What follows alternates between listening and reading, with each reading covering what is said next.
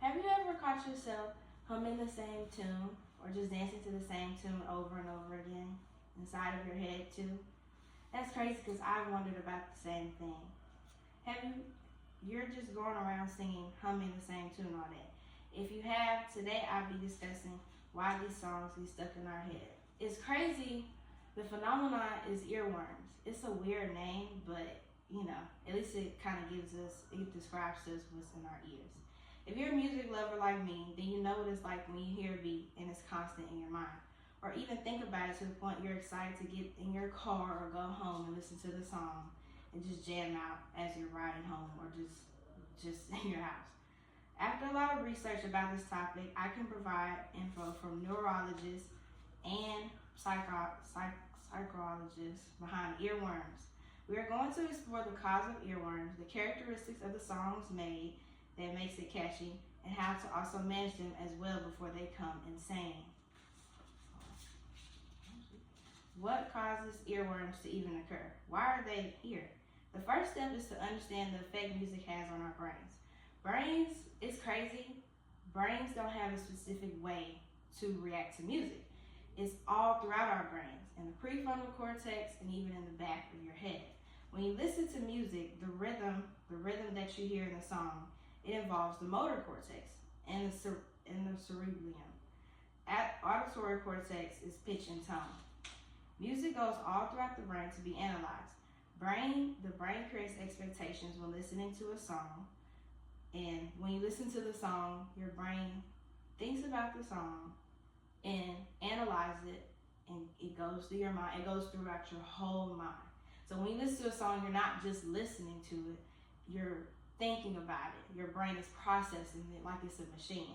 And so when you go around and catch yourself singing that same tune or even just humming it, it's weird, but it's like, you're just not doing one thing.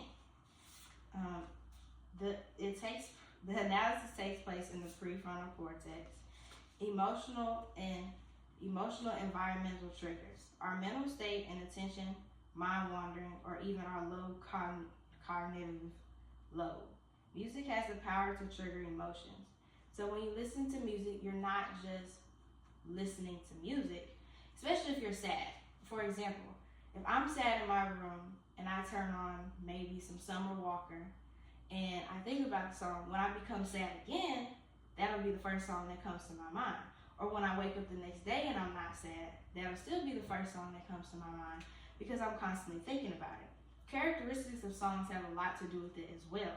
When you're listening to the melody or the rhythm of a song, your brain's predict this return this anticipation creates, and it's called pleasure. Emotional connections also resonate with music because when you're listening to music and you're feeling down or you're feeling upbeat, you tend to just kind of think about the song all throughout the day. There are also certain coping mechanisms to control this because as we listen to more and more music every day, the earworms do tend to get worse, and they also come a lot more, and you can be just working, or you could even be in a meeting and the song just comes to your mind and you start humming, which is very inappropriate, so don't do that. But in this case, I will also teach you how to lower the chances of earworms coming. For example, engaging in tasks to get your mind off of it. Let's say you're trying to focus on something in your class or at work, and you have these earworms that come in and you're just like, I'm trying to focus. You try to get your mind off it and prepare yourself for the next day or a meeting you have or a project you have to do. So a way to do that is distract yourself. Find things to do around the house, find things to watch on TV. Another way to also get it off your mind is chewing gum. It's crazy, but the rapid chewing of gum blocks out the sound in your ears. So as you're listening to as you're walking around or even just listening to your music, if you chew gum, you won't really listen to the music because you're so focused on your mouth moving or the flavor coming in your mouth or anything just like that. So basically, earworms are kind of a tricky thing when it comes to us as well. I don't know know why they're called earworms. It's kind of an ugly name. But, yeah, that's it. Thank you.